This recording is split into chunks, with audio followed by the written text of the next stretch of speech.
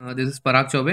पिछली बार जो हमने ट्रांसपोर्टेशन प्रॉब्लम पढ़ी थी उसमें दो छोटे कंसेप्ट थे जो मैं बताना ड्यू टू सम कंस्ट्रेंट नहीं बता पाया था, मैं अब बताना चाह रहा हूँ। एक प्रॉब्लम आती है जिसमें डिमांड जो हमारी रिक्वायरमेंट रहती है, डिमांड और सप्लाई, जो सप्लाई हम कॉलम वाइज लिखते हैं और जो डिमांड हम रो वाइज लिखते हैं, डिमांड और सप्लाई इक्वल नहीं रहती। जस्ट इन द केस 9.14 जो हमें शीट में भी दिया गया था, प्रॉब्लम नंबर 9.14, उसको मैंने इसको बुक में लिख रखा है। हमारा जो प्लांट कैपेसिटी है वो है 180 और जो हमारी रिक्वायरमेंट है वो है 150।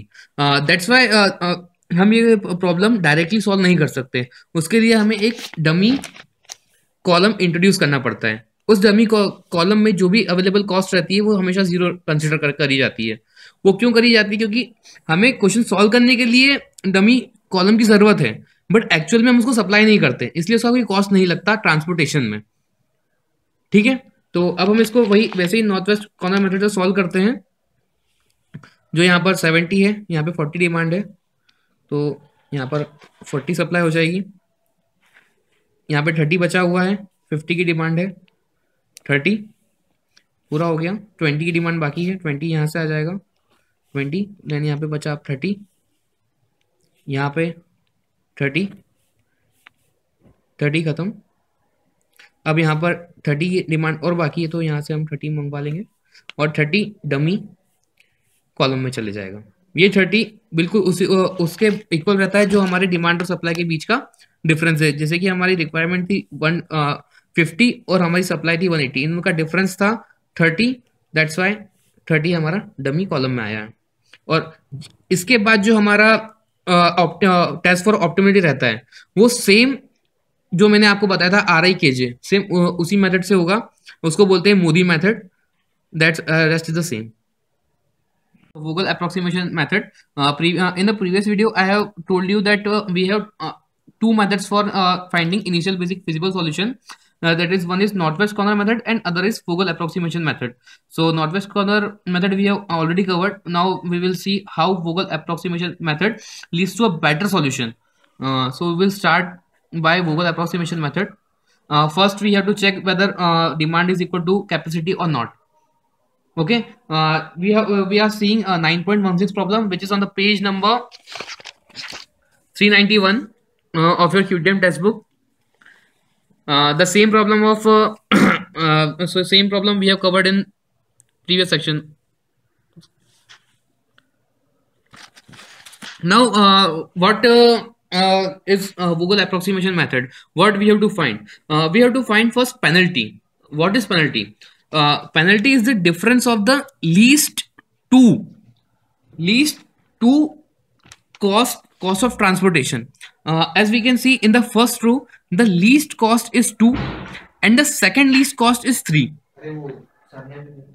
Okay, so the penalty is 3 minus 2, that is 1. Okay, now in the second row we will see the least cost is 2 and again the second least cost is 3, so again the penalty is 1.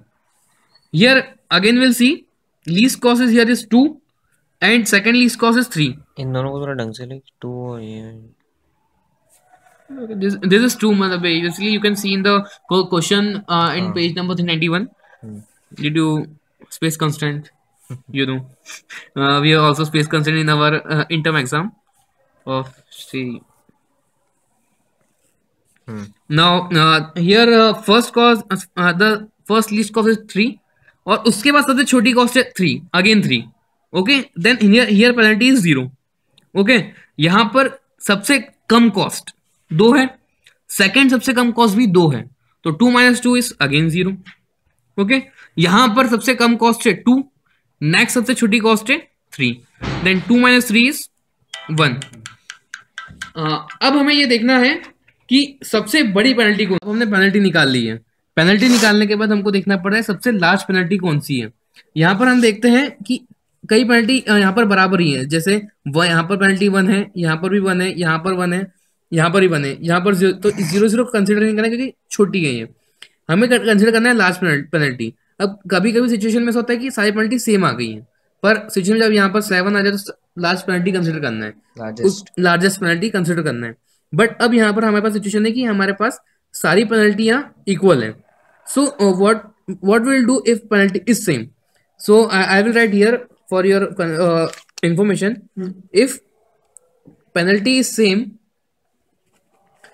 then we take that row or column which have minimum cost. Okay अब कभी किसी case में भी होता है कि minimum cost भी same आ जाती है, तो if minimum cost is same then we take maximum allocation where we can allocate maximum.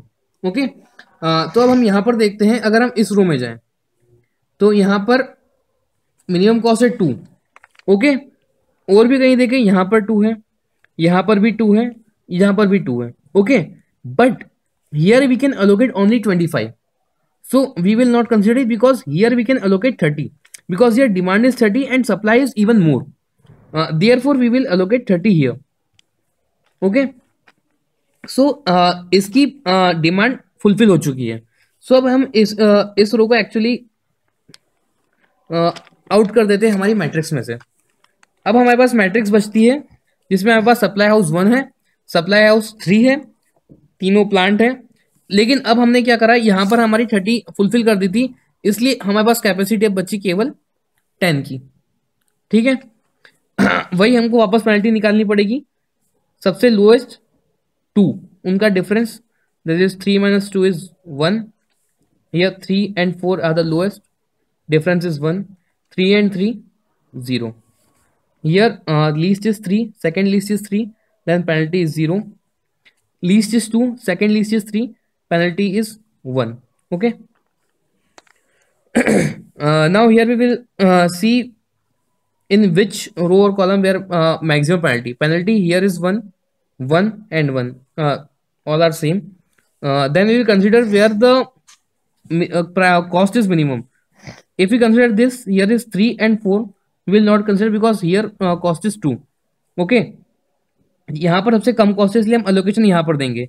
Capacity यहाँ पर 25 की है, डिमांड 35 की है, बट हमारे पास कैपेसिटी 35 की है, 25 अलोकेट करा. अब इस प्लान की हमको जरूरत नहीं क्योंकि इसकी हम फुल्ली कैपेसिटी यूटिलाइज कर चुके हैं. ओके देन इस हम हमारी मैट्रिक्स से इस प्लान को हटाएंगे और अब एक नई टेबल बनाएंगे जिसमें ये प्लांट नहीं रहेगा. इसमें नई मैट्रिक्स में प्लांट ऑक रिज और मैपल टाउन बस यही रहेगा, और सप्लाई हाउस 1, सप्लाई हाउस 3. अब हम पेनल्टी निकालते हैं डायरेक्ट. इसमें पेनल्टी है 1 0 1 एंड 0. यहाँ पर डायरेक्ट दिख रहा है, यहाँ पर हम यहाँ पर 3 कॉस्ट है, मिनिमम कॉस्ट 3 है, लेकिन यहाँ पर हम केवल 10 एलोकेट कर सकते हैं, बट यहाँ पर 30 एलोकेट कर सकते हैं, इसलिए हम यहाँ पर 30 एलोकेशन दे सकते हैं because it's a maximum allocation. जो मैंने आपको बताया था कि सबसे पहले मिनिमम कॉस्ट देखते हैं then maximum allocation. Then this supply house is done. अब यहाँ पर केवल यहाँ कैपेसिटी चली गई है. अब हम यहाँ पर 10 अलोकेट करेंगे because demand is 10 and supply is also 10. Okay this problem here is done, but how we can write actual answer? Then this is a way to write the actual answer. In the supply house 2 with the Oak Ridge, we have allocated 30. Here we have allocated 25 in the second iteration. In the third iteration, we have allocated here 30 and here 10. Okay, then we will find the total cost. This is the initial basic feasible solution. I have also written, so this is the basic cost, which is 25 into 2 plus 30 into 2. ये बता दे एक बार वापस कैसे आया. वो ये ना सारे मैट्रिक्स लिए जितने भी एलोकेटेड सेल्स हैं उसको लिख लिया, वही तुम्हारा फाइनल टेबल है. फिर जितने भी एलोकेटेड सेल्स हैं उनके करस्पॉन्डिंग कॉस्ट्स को तुम्हारे सप्लाई से मल्टीप्लाई करना है, उसको ऐड करना है, वो आपका टोटल कॉस्ट आता है. Okay 10 into 3 and 30 into 3, that will be your total cost. But how to test for optimality? That is the MODI method. मैंने जो पिछले वीडियो में आपको बताया था मोदी मेथड, वही केस है जो हम R1 R2 R3 निकालते हैं, K1 K2 K3 निकालते हैं, और देन डेल आई जे जो अपन फाइंड करते हैं. पूरी प्रोसीजर सेम है, उसको आप इस क्वेश्चन में अप्लाई करना है. That's done. Thank you Chaubey ji.